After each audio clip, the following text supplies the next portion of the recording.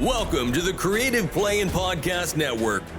Join us as we share our favorite RPGs, one-shot games, tabletop games, reviews, and convention panels. Sit back and enjoy the show.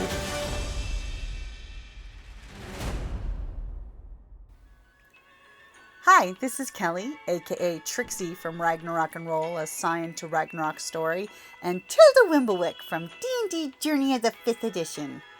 First off, I would just like to say thank you to everyone for listening to our varied adventures, as well as for rating us on iTunes and RPGpodcast.com. If you haven't rated us yet, we would greatly appreciate it if you could.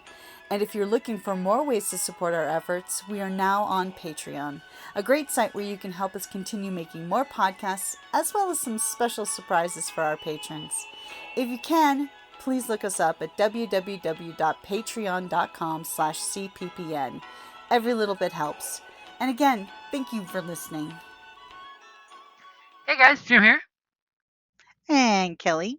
and welcome back to August and hashtag RPGaDAY2026. We're going to keep it super intense because the word for the day is intensity. Dun dun dun. What do you have to bring the intensity? Well, certain characters can play with a certain amount of intensity, and it can really either sometimes hurt the vibe at the table, or it can really help the vibe at the table. It all depends. Like we had in the High Seas Shenanigans, we had a character, a player who Mike. He played our monk, and there were some really intense moments with that character when he was playing, uh, role playing and stuff that were so incredibly moving that it's like, oh, and it created this intense, but just so beautiful. It was like, oh my God.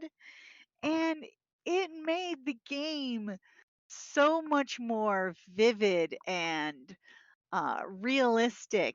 It was truly a wonder to behold. They were a fantastic role player. Super But they knew protective how of to PC and super scary. meter out that intensity. So it wasn't like you had the intense person, like that one person that you gamed at RingCon with one time, the one that threw the chair. Oh, yeah. That got pretty intense, but in the bad way, because they're not getting their way, or they're, type of thing. But it's double-sided, it's two sides of a coin. You can have the bad intensity and the good intensity, and both affect the game dramatically. See, I'm a fan of the intensity of, as a player and a game master, embrace the intensity. Sometimes you need to have those manic manga anime moments where you're going balls to the walls, crazy with the intensity because something horrible just happened and you need to like get crazy about it and kill, kill, kill.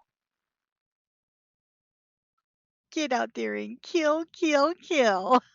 Sorry. And then My dungeon sometimes crawler you just moment. need a player to look and say, "You will not break me." Break me. Because that's a classic example of the intensity of just, pushing it to just let everybody know with this tense moment just how serious you are. Yeah. And of course, It can give you remember, goosebumps. use your safety tools. Don't make it too intense on your players, but make it intense on the characters. Yeah, and you know what? They'll either rise to the challenge or they'll create another intensity of a different sort. And then they'll need a therapy session chat outside of the game without the GM present going, "Oh my God, what just happened?" And if you are having very tense games, make sure you are using safety tools seriously, though. X card. X card, Veil, and whatchamacallit, Lines and Veils. I'm not as familiar with that one, but the X card I'm familiar with. Basically, with lines and veils, it's Powered by the Apocalypse uses it a lot, where there's hard lines you will not cross, and there's veils that you will allude to. So, like, your classic Bond movies would be like, okay, no sexual assault. That's like a gimme for almost every game group ever. Or Yes, thank you. no torture. So you get like that James Bond scene where Dr. No is using the laser on him and it cuts to black, as you Batman your way free. Or when you have sex scenes, how the curtain falls and that's a veil. How we all know what's happening, but we are veiling it so we don't have to get graphic and descriptive. Okay, good point.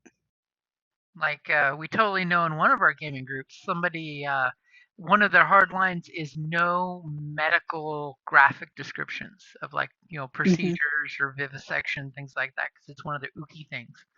So that keeps you from getting too high on the intensity. Yeah, I know another one that's like no spiders. They have a spider phobia, and that's too intense for them. Totally understandable. Especially when I get describing 8-legged freaks. I mean, I want the intensity to give at least one person the shivers at the table, but that's just me. And I know my gaming groups, so I know what I can get away with my regular gaming groups and what I can't get away with on an open table game. Good point. And if you're a player that has lines and veils that you think need to be brought up, please use directness and make sure the table knows about it so nobody crosses it.